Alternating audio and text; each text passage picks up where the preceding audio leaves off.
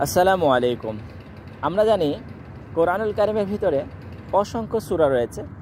তার ভিতরে প্রতিটি সূরারই কিন্তু শানে নজুল রয়েছে। আল্লাহ তাআলা কেন এই সূরাগুলো নাজিল করেছেন, তো আল্লাহ তাআলা কেন এই সূরাগুলো নাজিল করেছেন তা আমরা অবশ্যই সেই সূরাগুলোর শানে নজুলগুলো পড়লে তাহলে কিন্তু বুঝতে পারি। তো এরকম একটি সূরার কথা আমরা জানি যে এটি হচ্ছে সূরাতুল মুলক। কোরআনুল কারিমের 29 নম্বর পারাতে একেবারে প্রথম যে সূরাটি সেটি হচ্ছে সূরাতুল মুলক, আর সূরাটার চ্যাপ্টার নাম্বার হচ্ছে 67 নম্বর। তাহলে এই সূরাটিতে রয়েছে 30টি আয়াত। এই সূরাটি আমরা জানি যে তেলাওয়াতকারীর কবরে আযাব আল্লাহ তাআলা মাফ করে দিবেন। সুবহানাল্লাহ। আল্লাহ তাআলা কিন্তু প্রতিটি কোরআনুল কারিমের যতগুলো সূরা রয়েছে বা প্রতিটি আয়াতই আল্লাহ তাআলা আমাদেরকে যখন দান করেছেন তার না কোনো কারণ তার অবশ্যই রয়েছেন। তা আমরা যে বিষয়টি আজকে জানব, কি এমন কথা আল্লাহ তাআলা বলেছেন এই সূরাতুল মুলকের ভিতরে যা তেলাওয়াতকারীর কবরে আযাব মাফ করে দিবেন।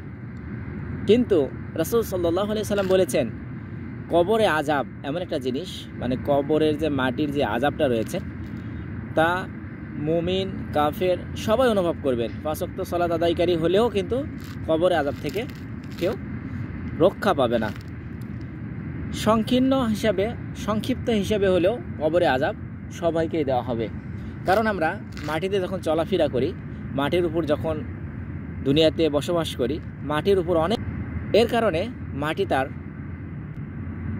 প্রতিশোধে রাখার সাথে সাথে নিবে। হ্যাঁ, এখানে আরেকটা কথা আছে। রাসূল সাল্লাল্লাহু আলাইহি সাল্লাম বলেছেন যারা মুমিন, যারা জান্নাতি ব্যক্তি হবে তাদের আযাবটা একেবারেই সংকীর্ণ হবে, মানে তারা কিছু অনুভব করতে পারবে না। যেমন ছোট বাচ্চাদেরকে আমরা বুকে জড়িয়ে নিলে যতটুক মানে আলতোভাবে জড়িয়ে নিই, ঠিক সেভাবেই মাটিও তার যেই লাশটি রাখা হবে সেই লাশকে সেভাবেই জড়িয়ে নিবে। আর যাদের আযাবটা ভয়াবহ হবে তাদের কবরে আযাবটাও অনেক ভয়াবহ হবে। এই মাটির চাপটি সবাইকে নিতে হবে, কিন্তু এই সূরাতুল মুলক তেলাওয়াতকারীর এই আযাবটি হবে না। আল্লাহ তাআলার সাথে এই সূরাটি ডিভাইড করবে কাল কিয়ামতের মাঠে, কবরে ডিভাইড করবে যে এই আমাকে যে তেলাওয়াত করেছে তাকে যেন জান্নাতে নেওয়া হয়। সুবহানাল্লাহ। আল্লাহ তাআলা এত বড় একটি নিয়ামত আমাদেরকে দান করেছেন। তা আসুন এই সূরাটিতে আমরা দেখব আজকে যে সূরাটিতে আল্লাহ তাআলা কি বলেছেন আর কি কারণে এই সূরার এত বড় একটি ফজিলত আল্লাহ তাআলা দান করেছেন যে এই সূরা তেলাওয়াতকারীর কবরে আযাব আল্লাহ তাআলা মাফ করে দিবেন। তো আসুন আমরা জানিয়ে নেব আজকে ইনশাআল্লাহ। বিসমিল্লাহির রহমানির রহিম। তাবারাকাল্লাযী বিয়াদিহিল মুলকু ওয়া হুয়া আলা কুল্লি শাইইন কাদির। আল্লাহ তাআলা, এখানে আল্লাহ তাআলার অনেকগুলো পূর্ণমান, তিনি যার হাতে রাজত্ব, তিনি সবকিছুর উপর সর্বশক্তিমান। ছোট্ট আয়াতে আল্লাহ তাআলা এই মেসেজটি দিয়েছেন আমাদেরকে। দ্বিতীয় আয়াতে রয়েছেন আল্লাযী খালাকাল মাউতা ওয়াল হায়াতা লিয়াবলুয়াকুম আইয়ুকুম আহসানু আমালা। যিনি সৃষ্টি করেছেন মরণ ও জীবন যাতে তোমাদেরকে পরীক্ষা করেন কে তোমাদের মধ্যে কর্মে শ্রেষ্ঠ, তিনি পরাক্রমশীল ক্ষমাময়। সুবহানাল্লাহ। তার পরবর্তী আয়াতে আল্লাহ তাআলা বলেছেন আল্লাযী খালাকা সাবআ সামাওয়াতিন তিবাকা মা তারা ফি খালকির রাহমানি মিন তাফাউত ফারজি'ল বাসারা হাল তারা মিন ফুতুর। তিনি সপ্ত আকাশ স্তরে স্তরে সৃষ্টি করেছেন,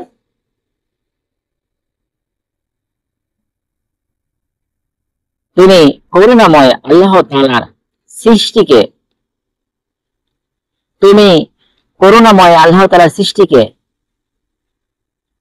কোনো তফাৎ দেখতে পাবে না, আবার দৃষ্টি ফেরার কোনো ফাটল দেখাতে পারবে না। আল্লাহ তাআলা এখানে প্রশ্ন করেছেন, দেখুন আমি আকাশ যে সৃষ্টি করেছি এতে কোনো ফাটল দেখতে পাও কিনা? আসলে দেখা যাবে না।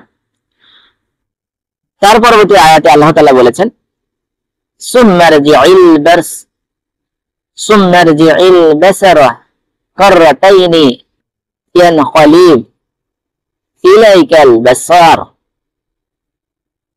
ইলাইকাল বাসারু খাসিয়াও ওয়া হুয়া হাসির।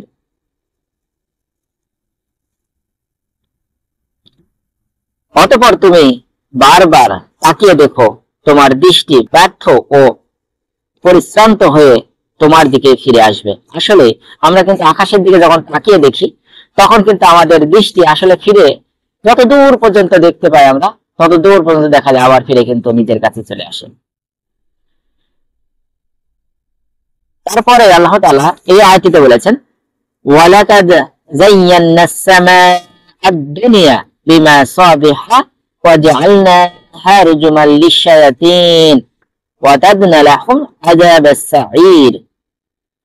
এখানে আমি সর্বনিম্ন আকাশকে প্রদীপমালা দ্বারা সুসজ্জিত করেছি, সেগুলোকে শয়তানদের জন্য ক্ষেপণাস্ত্র করেছি এবং শক্ত করে রেখেছি তাদের জন্য জ্বলন্ত অগ্নির শাস্তি প্রস্তুত করে রেখেছেন তাদের জন্য অগ্নির শাস্তি। আমরা কিন্তু একটি জিনিস দেখতে পাই রাতের বেলা, হঠাৎ করে একটি আগুনের ফুলকি একদিক থেকে আরেকদিকে চলে যায়।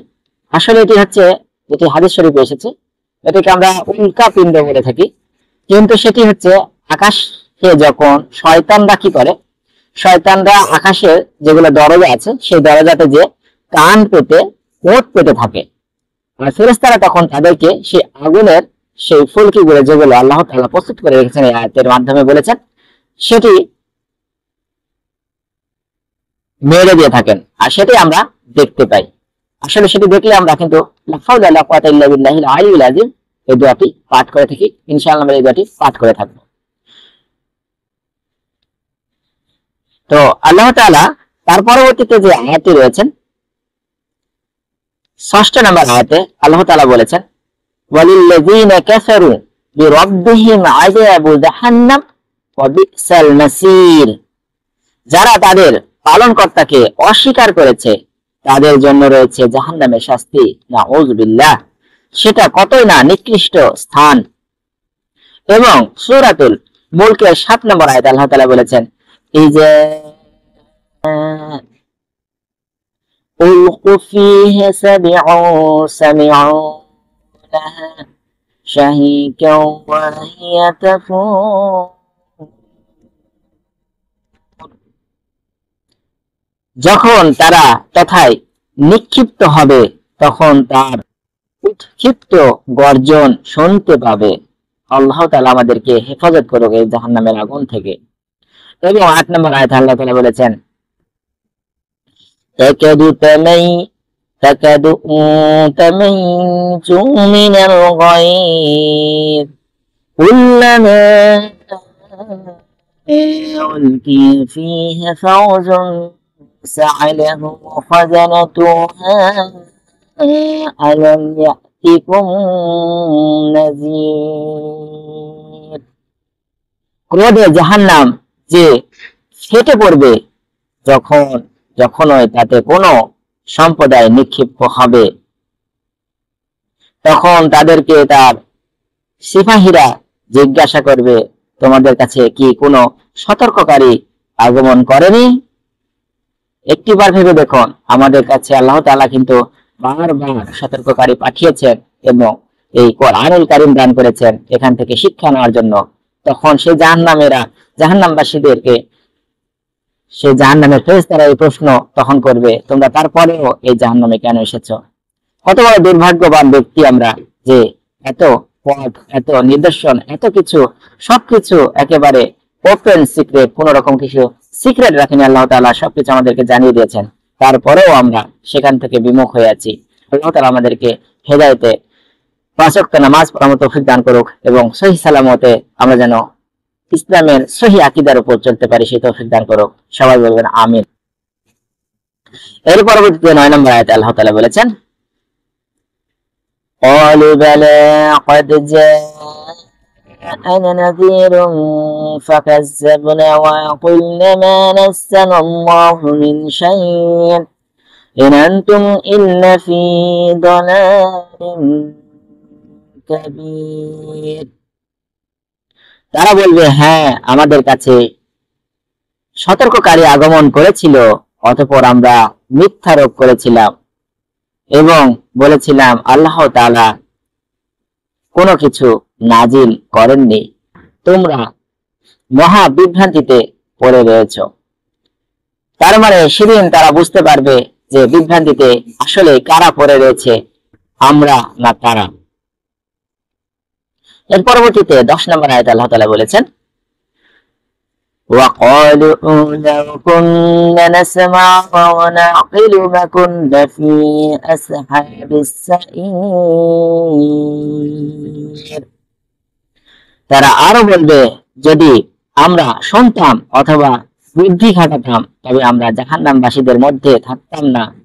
তখন তারা বুঝতে পারবে, তখন এর আগে দুনিয়াতে থাকা অবস্থায় কিন্তু তারা বলেছে তোমরা নির্বোধ, আসলে কে নির্বোধ সেদিন প্রমাণ হয়ে যাবে।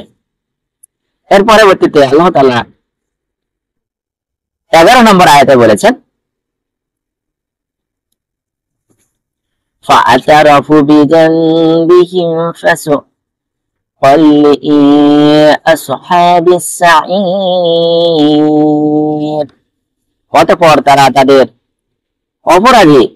অপরাধ স্বীকার করবে, জাহান্নামীরা দূর হোক। এর পরবর্তীতে আল্লাহ তাআলা 12 নম্বর আয়াতে বলেছেন, ইন্নাল্লাযীনা ইয়াখশাউনা রাব্বাহুম বিল গায়বি লাহুম মাগফিরাতুন ওয়া আজরুন কাবীর। নিশ্চয় যারা তাদের পালনকর্তাকে না দেখে ভয় করে তাদের জন্য রয়েছে ক্ষমা ও মহা পুরস্কার। সুবহানাল্লাহ। এবং 13 নম্বর আয়াতে আল্লাহ তাআলা বলেছেন, ওয়াসিরু কাওলাকুম আইযহারু বিহি ইন্নাহু আলীমুন বিযাতিস সুদূর। তোমরা তোমাদের কথা গোপনে বলো অথবা প্রকাশ্যে বলো, তিনি তো অন্তরের বিষয়াদি সম্পর্কে সম্যক অবগত। এরপরে 14 নম্বর আয়াতে আল্লাহ তাআলা বলেছেন, আলা ইয়ালামু মান খালাকা ওয়া হুয়াল লাতীফুল খাবীর। যিনি সৃষ্টি করেছেন তিনি কি করে জানবেন না, তিনি সূক্ষ্ম জ্ঞানী, সম্যক জ্ঞাত। এর পরবর্তীতে আল্লাহ তাআলা 15 নম্বর আয়াতে বলেছেন, هو الذي جعل لكم الأرض ذلولا فامشوا في مناكبها وكلوا من رزقه وإليه النشور। তিনি তোমাদের জন্য পৃথিবীকে সুগম করেছে, অতএব তোমরা তার কাঁধে বিচরণ করো এবং তার দেওয়া রিজিক আহার করো, তারই কাছে পুনর্জীবন হবে। আজকে এই পর্যন্তই।